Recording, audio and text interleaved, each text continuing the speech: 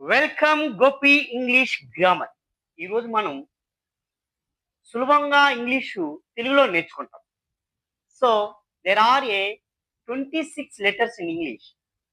మనకందరికి తెలుసు A B C D E F G H I J K L M N O P Q R S T U V W X Y Z. ఈ 26 letters ని vowels and consonants అని విడగొడతారు. Vowels అంటే AEIOU, consonants అంటే AEIOU తప్ప మిగిలిన అక్షరాలన్నిటిని consonants అంటారు. ఇప్పుడు మనం సులభంగా ఇంగ్లీష్ ని తెలుగులో నేర్చుకుందాం. ఓకేనా? రైట్.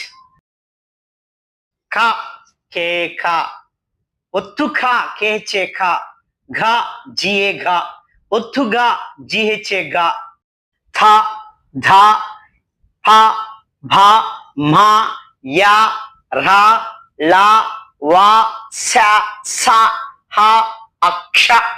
ఆ విధంగా తెలుగు టు ఇంగ్లీష్ పదాలు మనం బాగా నేర్చుకోవాలి.